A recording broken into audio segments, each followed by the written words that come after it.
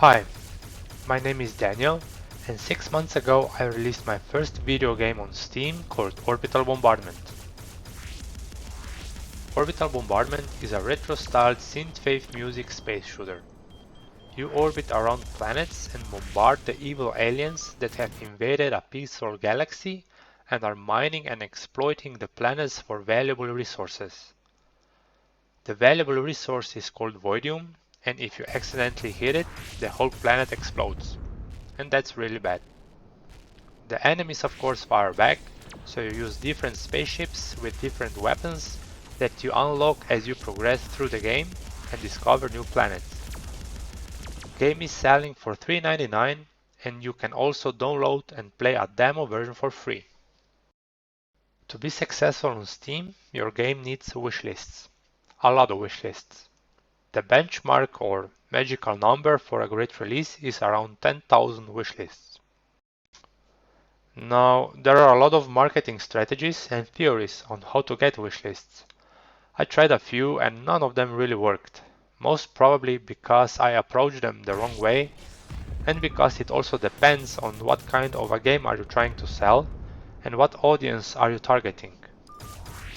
For example, if you are making a game for Steam, your audience will be PC users, and in this case marketing on TikTok is probably not the best option because most of TikTok users are on mobile devices. I did try though, but with minimal success. I did get some views but no wishlists. I also tried to have a dedicated YouTube channel for the game where I posted devlog videos. But I didn't get much views because I posted short and dull gameplay videos with no narration and with no explanation of what was actually happening.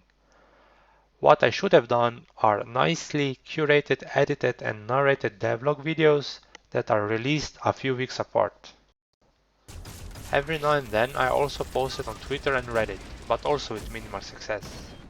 But anyway, I learned that short entertaining GIFs can attract interest on those platforms. In my mind, Twitter or X, as it's now called, is a platform where you should post a GIF at least every 2 to 3 days, and on weekends with hashtag #ScreenshotSaturday, and not just once a month as I did. Another thing that I tried is the IndieBoost promotion platform. I spent $200 on the promotions, but no videos were made for my game, although I had 10 Steam keys activated that should result in 10 promo videos, but no videos were made.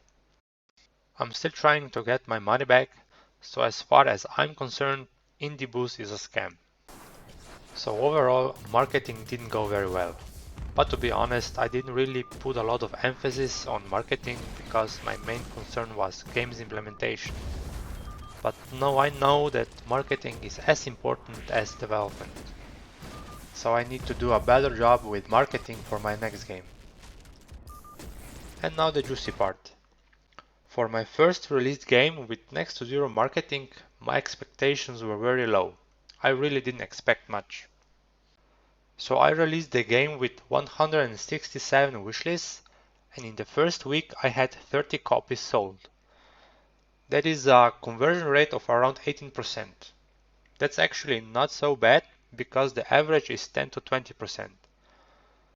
But looking at this graph, one of my biggest mistakes immediately pops out.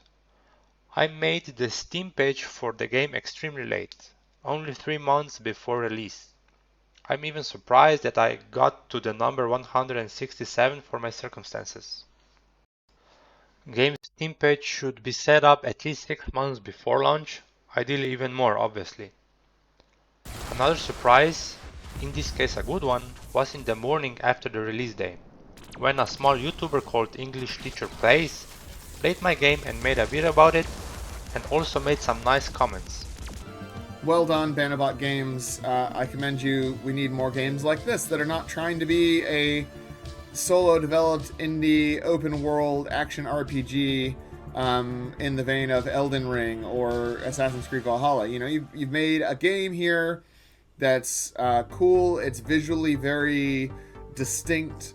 It's bright. The music's amazing. The actual gameplay is pretty fun. You know, like, it's all really good. You've done a really good job here, so I've got nothing but good things to say. I was really happy to hear this, also because he played the very first release version and not the later updated version, where I made some improvements, added new game mechanics and new features that added more depth to the game.